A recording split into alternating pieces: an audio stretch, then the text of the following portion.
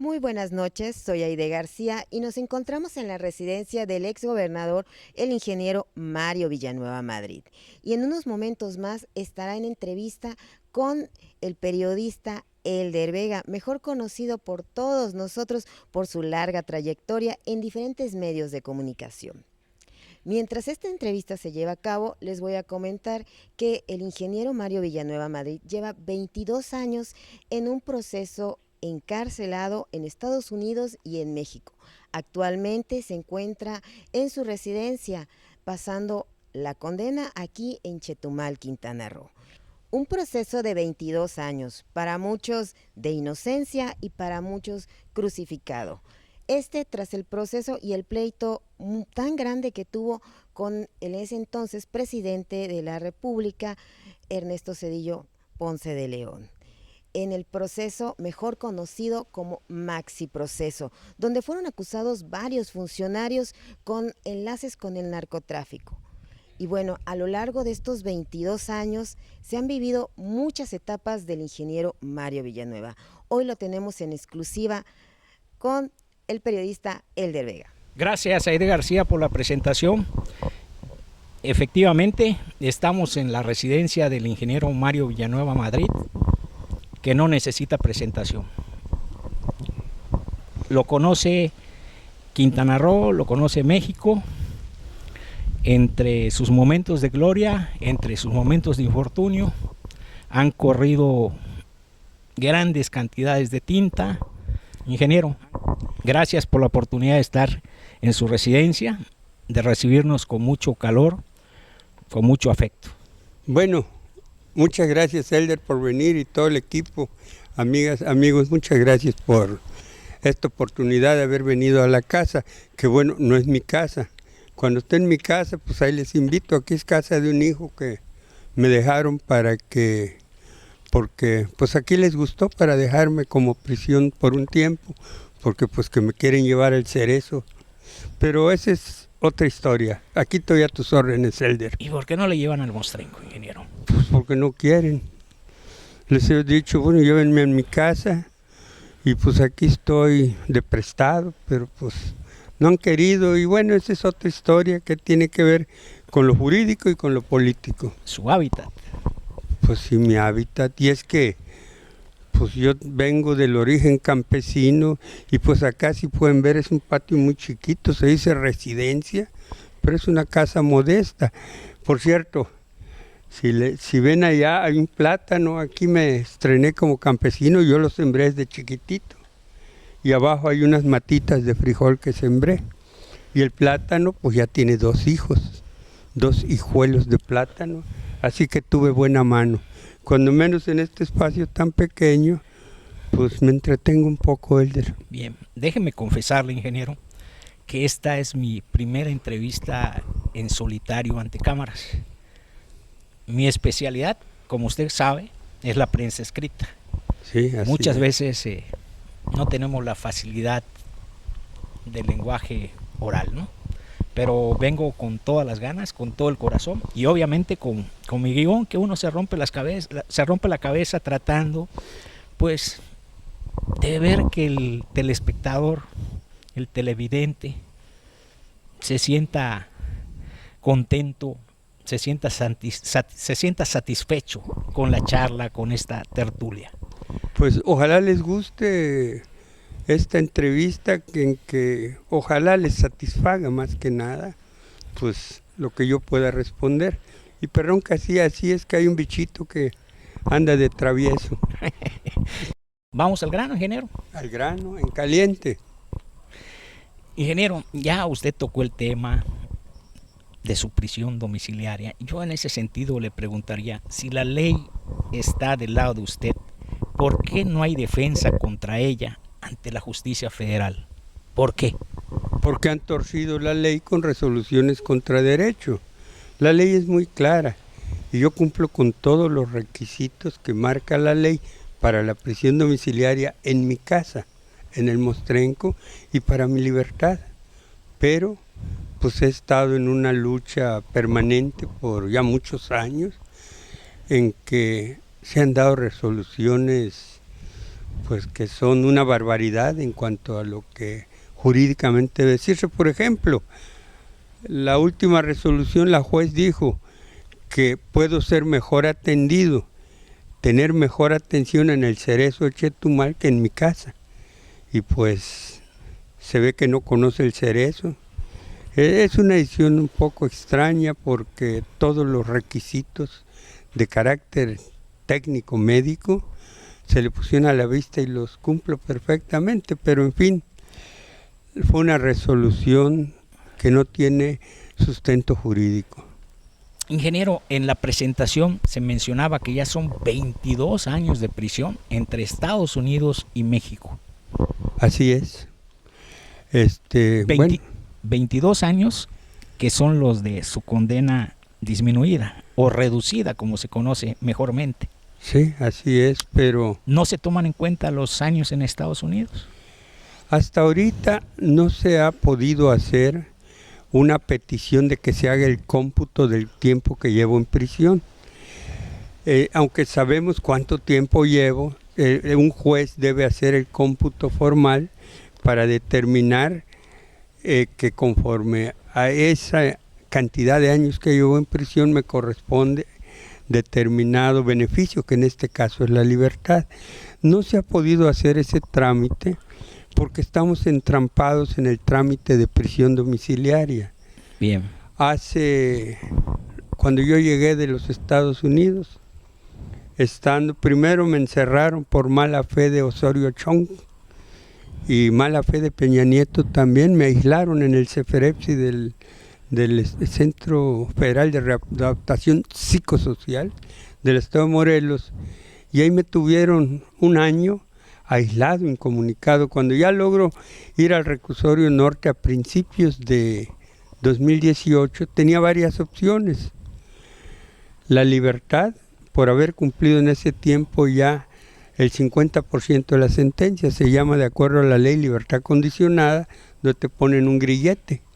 La otra opción era el reconocimiento de inocencia, porque la ley dice cuando hay pruebas posteriores a la sentencia que demuestran que los hechos en los que se sustentó la sentencia son falsos, la Suprema Corte reconocerá la inocencia. Y la otra es la libertad con base en criterios de política penitenciaria. Pero entonces dijeron los abogados, el trámite más sencillo es que vaya a su casa por cuestiones de salud.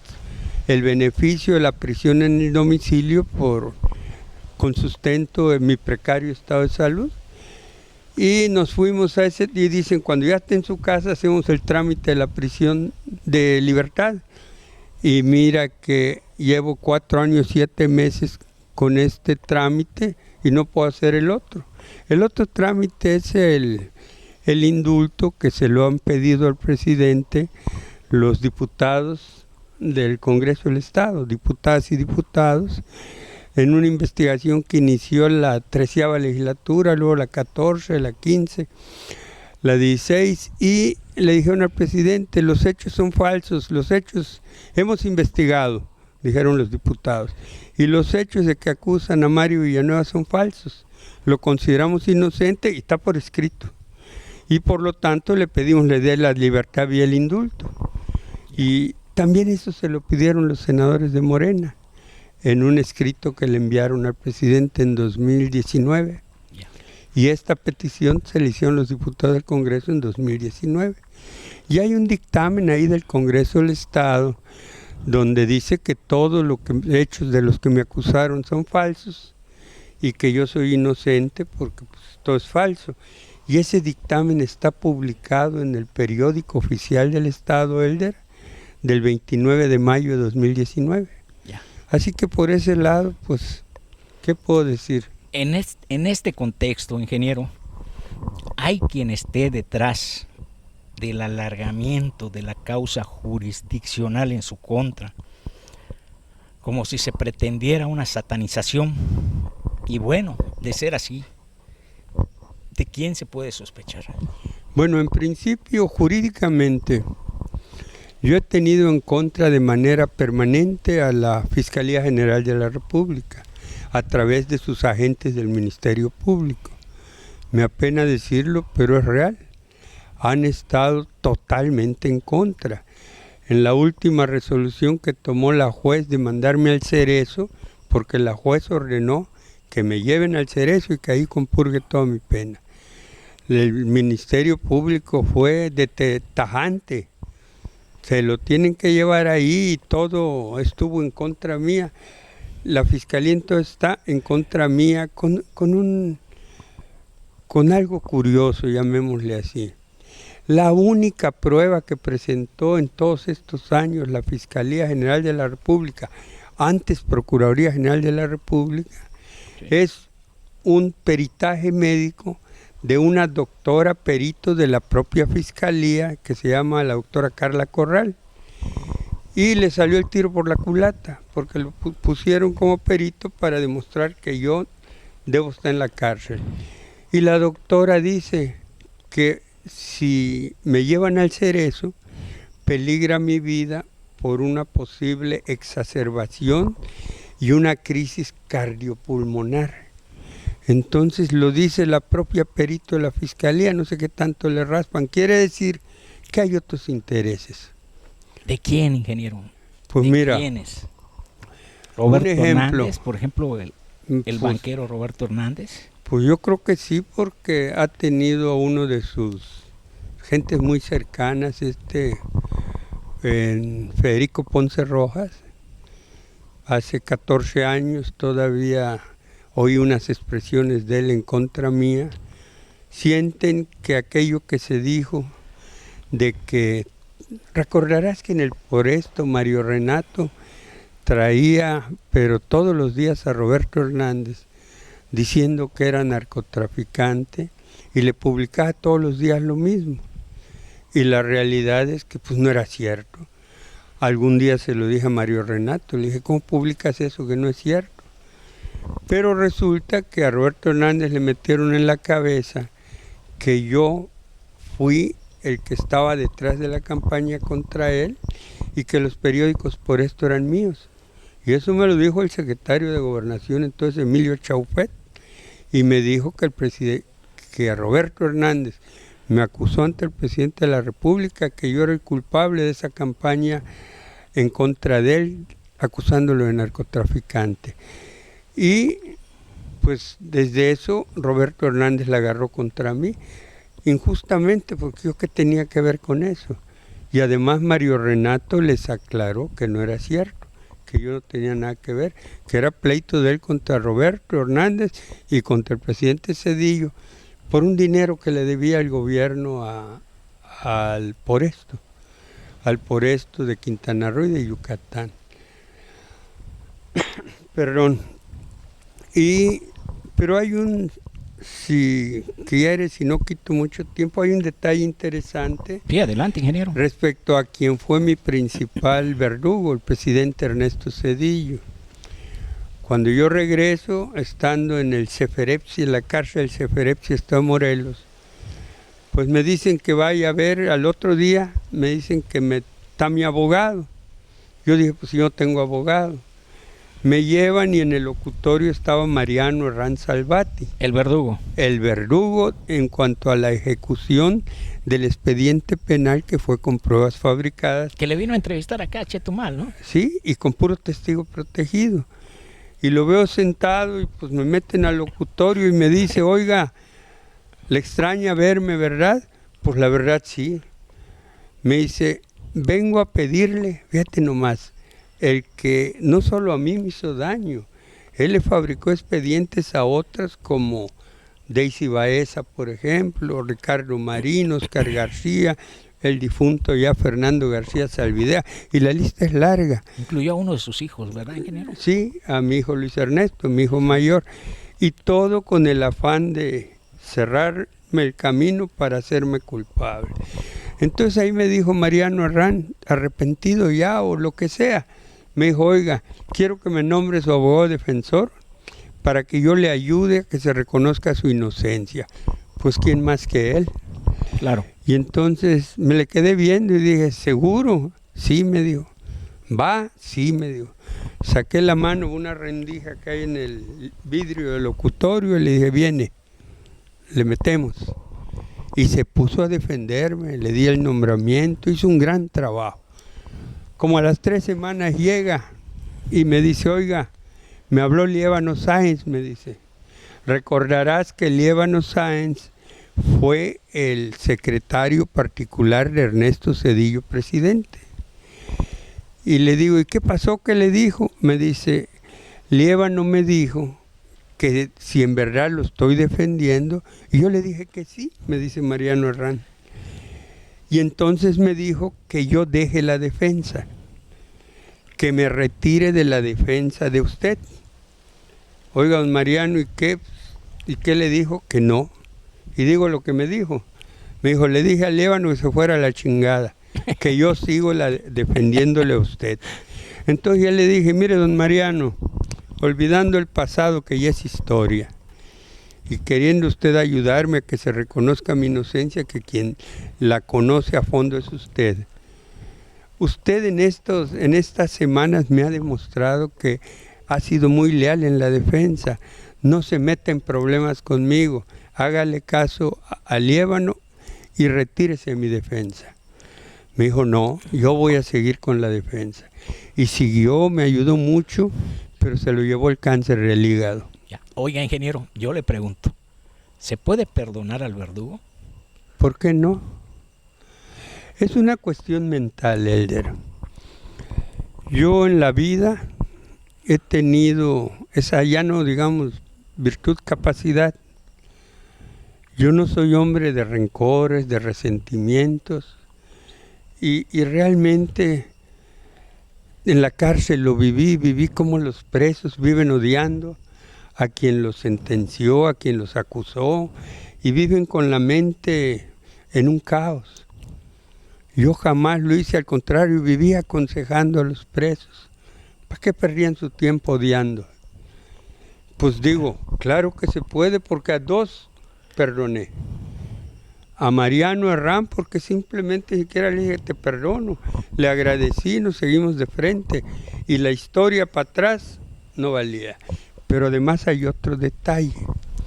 En 2002, esto que digo fue en enero de 2017.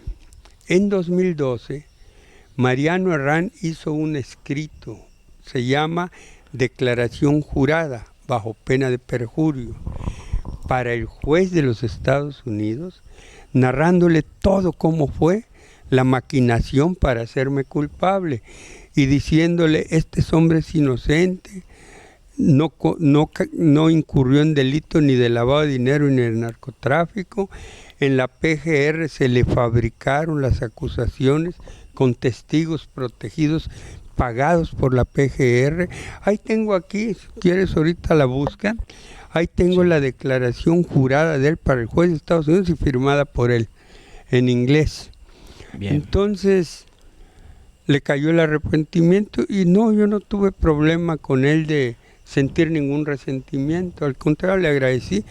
Lo mismo pasó con el otro, José Luis Santiago Vasconcelos. Sí, ¿cómo no? Él era su segundo de Mariano y el que movía todos los dos. El procurador era Jorge Madrazo Cuellar. Sí. Entonces, pues era el que daba las órdenes que Zedillo le mandaba, le daba personalmente. Entonces, ¿qué pasó? Estando yo en el Reclusorio Norte en 2008, 2009, Vasconcelos decidió ayudarme. Él reconoció en reuniones que tuvo con el jefe Diego Fernández de Ceballos, el único de los políticos de este país que me tendió la mano. Por ejemplo, del PRI, todos se hicieron rosca. O sea, mi partido pues valió para 2 cosas, no como partido, sino porque todos sus dirigentes, sus gentes que conocen el caso y que saben que soy inocente, todos se hicieron un lado. Diego Fernández de Ceballos sacó la casta y aún en el sexenio del PAN con Felipe Calderón, él me estuvo ayudando, apoyando. Se reunió varias veces con Santiago Vasconcelos y con mi abogado en ese tiempo, Horacio García, y ahí reconoció Santiago Vasconcelos que yo era inocente y decidió trabajar con todo lo legal porque él era su procurador en la Siedo, era el segundo de a bordo de la PGR y decidió trabajar para mi libertad y pues ya estábamos encarrilados en eso, tuvimos comunicación José Luis Santiago Vasconcelos y yo y se rompió el hielo. Yo no tenía ni un resentimiento, él tenía la preocupación que lo tuviera, le hice ver que no.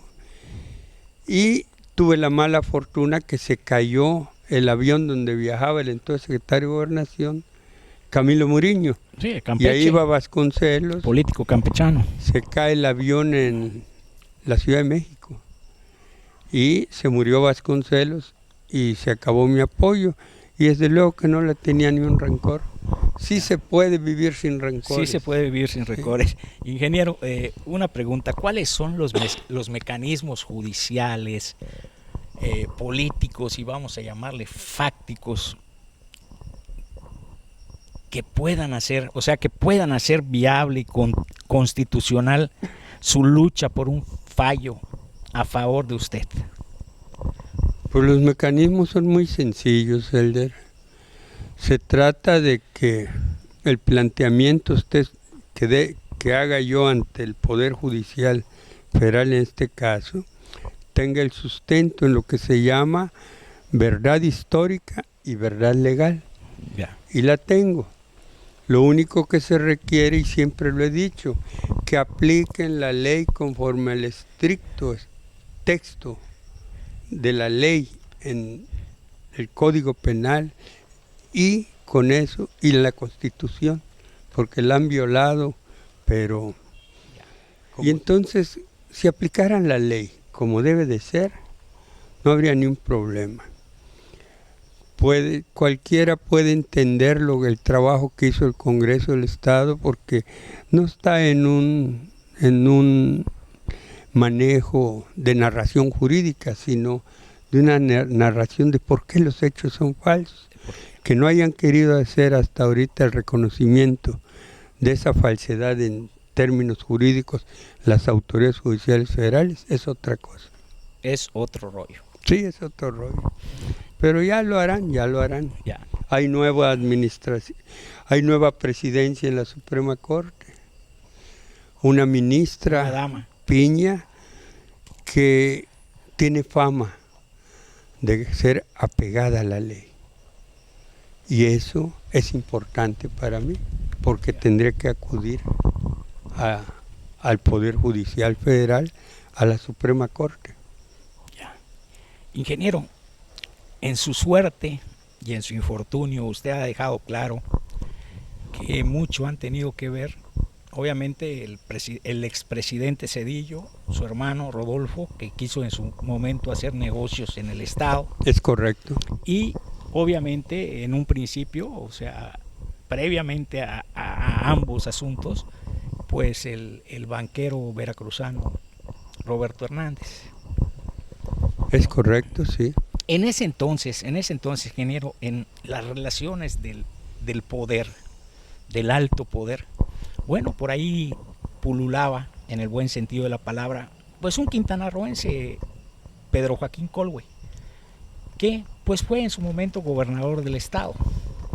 Fue, si mal no recuerdo, el segundo gobernador del estado. Sí, es correcto, sí. ¿Hizo algo por abonar a su causa o maniobró en su contra? No, que yo sepa que haya maniobrado en mi contra, no. Yo a Pedro Joaquín le tengo pues un reconocimiento porque me abrió el camino, primero Martínez Robles, Pedro Joaquín, el camino político. Sin embargo, si vamos a mi problema, el que estoy viviendo, no, nunca he tenido algún apoyo directo de él. En una ocasión, mi esposa y mi hijo Carlos Mario se reunieron con él. ¿Lo puedo contar o ya estoy tardando mucho? No, pues ahorita aceleramos el paso de la entrevista, ingeniero. Adelante. Cuando entra Peña Nieto, nombra procurador general de la República a Jesús Murillo Caram, exgobernador de Hidalgo, que fue subsecretario de Gobernación cuando me estaban fabricando el expediente en los últimos meses que yo era gobernador. Y si alguien conocía mi asunto era Murillo Caram. Él va a verlo, Roberto Borges, el gobernador, le pide al presidente que intervenga en mi caso. El presidente le dice a Chucho Murillo, como le decíamos a Murillo Caram, que atienda a mi familia. Y él dice que primero hablen con el entonces director del Centro de Investigación Nacional, el CISEN. Van a ver al director del CISEN, le llevan documentos sobre mi caso y una carta explicatoria mía sobre la cuestión jurídica. Quedó satisfecho el señor, se lo dijo a mi esposa, por cierto, fue también el diputado Abushaki, Eduardo Abushaki. Eduardo Espinosa. Sí, a Espinosa Abushaki, que tanto me ayudó. Entonces de ahí fueron a ver a Murillo Caram, ya lo recibió. Y Murillo Caram le dijo a mi esposa y a mi hijo Mario, Carlos Mario, le dijo que era bueno nombrar un enlace que fuera amigo común para que tratara este asunto mío. Y entonces él sugirió que ese enlace fuera Pedro Joaquín. Esto que estoy explicando nadie lo conoce, nunca lo había dicho. Por eso se lo pregunto. Nunca lo había dicho y lo tengo que decir. Entonces de ahí, y le dijo Murillo Caram a mi hijo Carlos Mario, dile a tu papá que lo voy a ayudar. De ahí se fueron, vieron a Pedro Joaquín, le dieron una carta bastante amplia y explicativa de mi parte, de mi asunto y el de mi hijo mayor. Y estuvieron pues tal vez 2 horas, según mi esposa, con Pedro Joaquín. Pedro le dijo que el sábado siguiente se reuniría con Murillo Caram en su casa y que estaría en contacto con mi esposa y mi hijo Carlos Mario. Eso fue lo último que supimos. Yeah.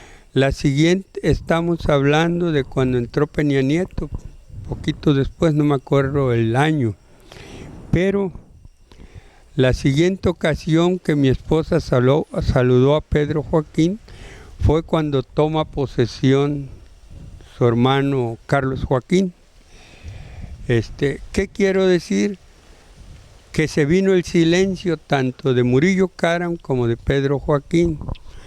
No los juzgo mal. Tenían una línea, como se ha llamado, del presidente, de no atender mi caso. Y entonces los dos hicieron mutis. La verdad ni siquiera me mandaron decir, oye, disculpa, no podemos por el momento. En política hay palabras para decir las cosas sin decirlas.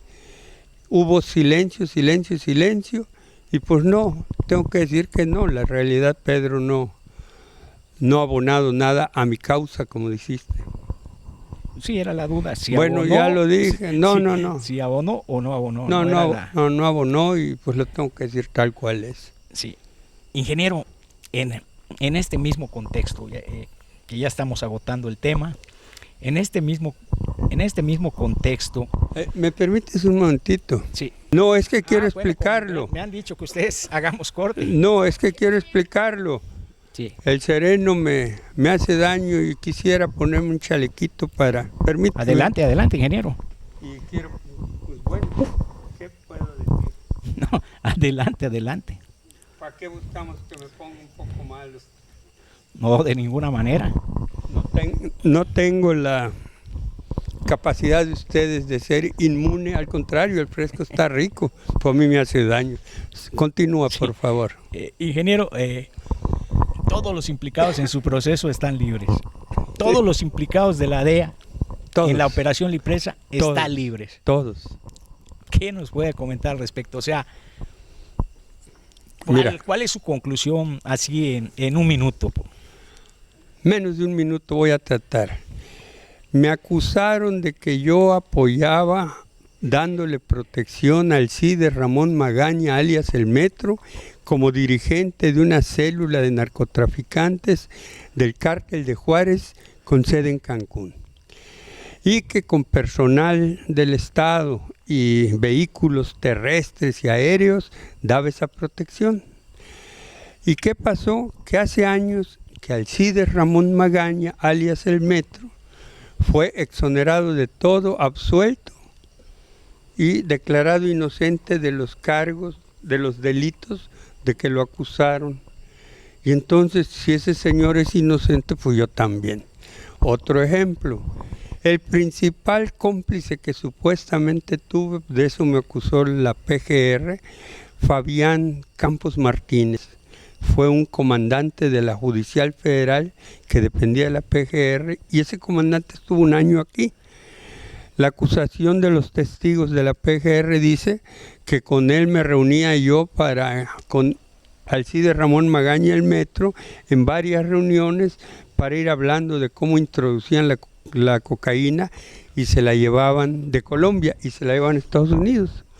Pues Fabián Campos fue detenido también, fue absuelto, vino a Congreso del Estado a declarar, y también su hermano, que también era mi supuesto cómplice, también fue absuelto. Ah, bueno, préstame tantito, las tuve a la mano por Claro. si me lo preguntabas, Claro. pero aquí está la sentencia, mira. Sentencia absolutoria de Fabián Campos Martínez. Mi principal cómplice en dar protección a Alcides Ramón Magaña y su gente de narcotraficantes con sede en Cancún.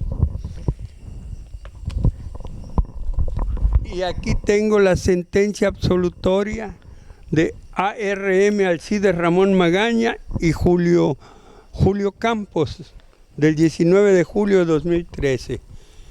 Alcides Ramón Magaña desde el 2013 fue absuelto. ¿Cuántos años llevamos? 9. Entonces, una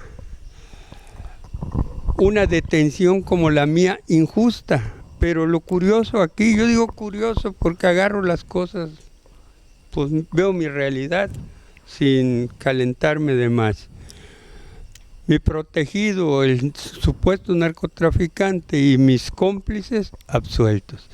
Daisy Baeza, más de 6 años en la cárcel, acusada de que hacía manejos y que me reuní en su casa con Alcides Ramón Magaña, absuelta. Óscar García, más de 6 años en la cárcel, acusado de ser mi enlace con Alcides Ramón Magaña. Rafael Lara, expresidente municipal de Cancún, arraigado, acusado de manejos conmigo. Bueno, todos libres. Aquí lo interesante es la conclusión. ¿Qué carajos hago yo en la cárcel? O sea, si no hay sustento jurídico porque el protegido y los cómplices todos están absueltos, declarados inocentes. Ingeniero, a raíz de que se anunció su entrevista con nosotros en las redes sociales, hubo por allá una pregunta, ¿no?, de la gente en el sentido, pues pidieron que se le preguntara por qué se había declarado culpable en Estados Unidos de lavado de dinero y que si esa decisión que tomó de declararse culpable era por temor a no regresar a México. ¿Hay algo de eso, ingeniero? En parte sí, porque yo apoyé como abogado, estudié las leyes de Estados Unidos, las leyes penales, y ayudé mucho, más de 200 presos, y conocí todo el sistema legal. En Estados Unidos yo tenía las cuentas de mis ahorros de toda la vida y les interesaba ese dinero al gobierno gringo. Cuando yo le pregunto al fiscal, le digo, ¿cómo está la cuestión? Vamos al juicio y el dinero, me dice, el dinero ya no lo puede reclamar, ya está confiscado. Le digo, oiga, si no es así, en mi país le aseguran dinero, bienes, y cuando ya le declaran culpable se lo pueden quitar. Si le declaran inocente se lo devuelven. como me devolvieron algunas cosas en México. Y lo otro es que en Estados Unidos la reina de las pruebas es el testigo. Y los testigos que utilizan son delincuentes que preparan para acusarlo a uno de falsedades. Y esto lo vi con varios de los presos a los que yo asesoraba. ¿Y qué pasa en mi caso? Me entero que Irving Trigo Segarra, que estuvo en la cárcel y que él por cierto, trabajó conmigo cuando fui presidente municipal en Cancún. ¿sí? Benito Juárez, perdón. Sí, lo tenían en Florida preparándolo como testigo en contra mía. Pero me entero a través de su hermano, Eric Alfonso Trigo Segarra, hace incluso una declaración, la tengo aquí, firmada, donde dice que su hermano había decidido ser testigo en contra mía en el juicio. Pues ¿testigo de qué? En el sistema gringo preparan al testigo para que te acuse de falsedad. Y habían preparado ya a otros dos, que eran dos colombianos, que estaban en el mismo edificio de procesos donde yo estaba. Lo que hacen ahí es que preparan testigos que son delincuentes y si colaboran acusando a otro preso, les bajan la sentencia. Y en el caso de Irving Trigo le iban a dar unos cientos de miles de dólares. ¿Usted cree que en el caso de García Luna, que acaba de ser declarado culpable, puede equipararse a lo que usted vivió en Estados Unidos de tener que declararse culpable? No, si García Luna no se declaró culpable. No, claro, no. García Luna no se ha declarado. No. Bueno, en el juicio no se declaró. Bueno, ni declaró. Declaró su esposa. García Luna está más frito que un huevo en la sartén. ¿Por qué? Porque todo lo acusa. ¿Qué pasó conmigo? Ya me habían quitado mi dinero. Y luego vi que de acuerdo a la ley nuestra, porque esto es más jurídico que otra cosa, son los mismos hechos, mismos testigos, mismas cuentas bancarias, mismas operaciones financieras por las que yo había sido juzgado ya en México. Entonces me estaban juzgando de lo mismo en los Estados Unidos. Y lo reconoció el juez y el fiscal de Estados Unidos reconocieron que me estaban juzgando por lo mismo. Entonces para mí fue sencillo. Les dije, bueno, si voy al juicio, ya me tienen testigos que van a declarar totalmente falsedades porque el gobierno gringo, ya que entras a la cárcel, como vulgarmente se dice, no sales vivo, te quieren culpable. Entonces dije, si yo salgo culpable de lavado de dinero aquí, no tendría problema en mi país porque son los mismos hechos. Y yo ya tengo una condena en México. Claro. ¿Sí me explico? Sí.